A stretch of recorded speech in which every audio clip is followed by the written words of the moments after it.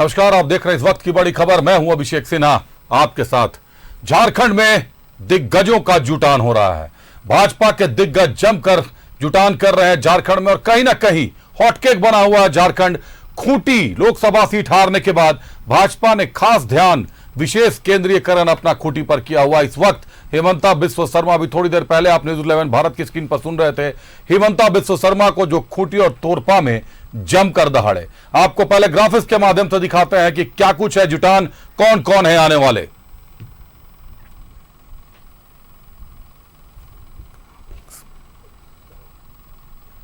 झारखंड में बीजेपी के दिग्गजों का जुटान।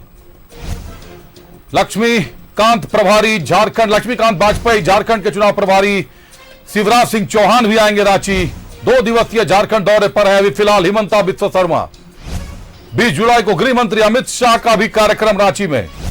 बीजेपी की बृहद कार्य समिति की बैठक में होंगे शामिल। तोरपा में अभिनंदन सह विजय संकल्प सभा में हुए शामिल। राज्य सरकार पर जमकर बरसे हिमंता बिस्व शर्मा। हेमंत सोरेन न आदिवासियों के हैं और न ही जनजातियों के। हिमंता बिस्व शर्मा का आरोप घुसपैठ के लिए भी राज्य सरकार को ठहराया जिम्मेदार। झारखंड के लिए बीजेपी सरकार जरूरी, हिमंता बिस्व शर्मा का दावा। झारखंड में बीजेपी के दिग्गजों का जुटान। लक्ष्मीकांत वाजपेयी का भी दौरा होने वाला है, साथ ही साथ चुनाव प्रभारी शिवराज सिंह चौहान भी झारखंड आने वाले हैं।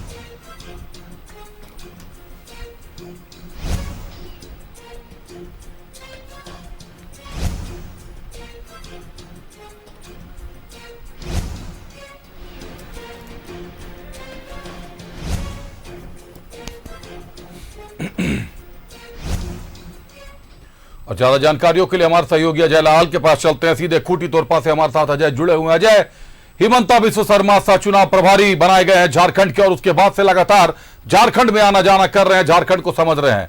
लेकिन आज खूंटी में दहाड़े। खूंटी जो केंद्रीय मंत्री अर्जुन मुंडा जहां से सांसद सीट पर सांसद का चुनाव जीत कर गए थे और इस बार चुनाव हार गए, जीते भी थे तो मैं 1400 वोटों से जीते थे, आज वहां जमकर दहाड़े। यह भी कहा कि खूंटी के लोगों ने वोट नहीं दिया, खूंटी के लोगों ने स्वीकार नहीं किया, लेकिन यह भी कहा कि नीलकंठ सिंह मुंडा का दावा है कि उन्होंने 50 से 2000 से ज्यादा तालाब बनवाए हैं। तो जब विधायक इस स्तर पे काम कर रहे हो तो भी सांसदों को समर्थन नहीं मिलता, आखिर खूंटी की जनता चाहती क्या है अजय?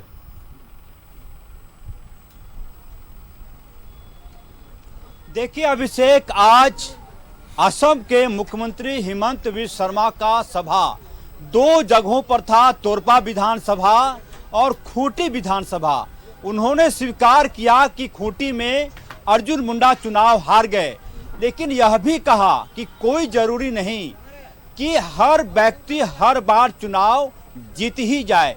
मतलब कि उन्होंने खूंटी के जो वोटर हैं उनके जो जख्म थे, भारतीय जनता पार्टी के कार्यकर्ताओं का जो जख्म था, उस पर मरहम लगाने की उन्होंने कोशिश की है कि कम से कम अब विधानसभा में यदि इसी जख्म के साथ जाएंगे तो नुकसान हो सकता है, और इसीलिए उन्होंने उस हरे जख्म पर मरहम लगाने की कोशिश की है हिमंत बिस्व शर्मा ने। और यह भी कहा कई अपने भाषण में कि झारखंड के लोग ने बहुत बड़ा उपलब्धि भारतीय जनता पार्टी को दी है, कांग्रेस को शायद गिनती नहीं आती। उन्होंने, आपने सुना होगा भाषण में कि 9 सीट हम लोग जीते, लेकिन कहा यह जा रहा कि नहीं, 5 जो नंबर है वो बड़ा होता है, 9 छोटा होता है।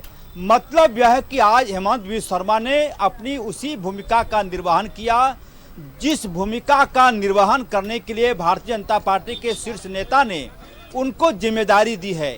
कार्यकर्ताओं में एक प्रकार से स्पार्किंग करने की कोशिश की, कार्यकर्ताओं को रिचार्ज करने की कोशिश की। हालांकि उन्होंने यह जरूर कहा, एयरपोर्ट पर आज हम न्यूज 11 ने उनसे पूछा कि आप बार बार झारखंड आ रहे हैं, किसे आप साधना चाहते हैं? बोले कि किसी को नहीं साधना चाहते, हम झारखंड में सरकार बनाना चाहते हैं। उसके बाद फिर न्यूज 11 ने खूंटी में बातचीत की, कहा कि आपका जो स्वागत हो रहा आदिवासी परंपरा के साथ, क्या आपने महसूस किया? कहा कि सरकार बन जाएगी तो मैं ज़्यादा खुश होऊंगा। मतलब यह है कि उनको पूरी तरह से होमवर्क देकर भेजा गया है, क्या बोलना है, कितना बोलना है, किसको कितना टारगेट करना है, ये तमाम चीज़ें उनके जेहन में है। लेकिन राज्य के मुख्यमंत्री हेमंत सोरेन को वो टारगेट करने से नहीं भूलते। तोरपा की सभा में तो उन्होंने ये तक कह दिया कि ये सरकार बालू तस्करों की सरकार है। हमने पूछा कि आपने बालू तस्कर किस लिहाज से कहा राज्य के मुख्यमंत्री को, उन्होंने कहा कि राज्य की जनता से आप पूछ लीजिए, बालू की तस्करी यहाँ होती है, बिहार बालू जाता है, उत्तर प्रदेश बालू जाता है, तो मैं क्या बोलूँ इस सरकार को, तस्कर ना बोलूँ तो क्या बोलूँ।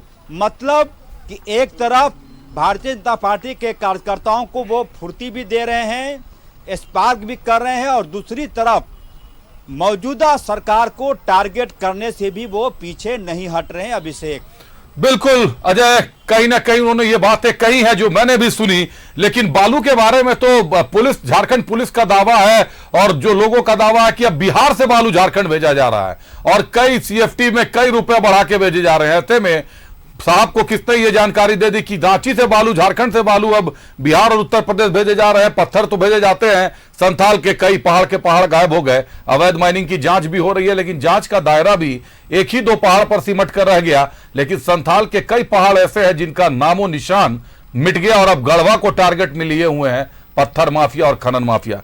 बहुत धन्यवाद अजय हमसे जुड़ने के लिए, तमाम जानकारियों के लिए अजय आपका।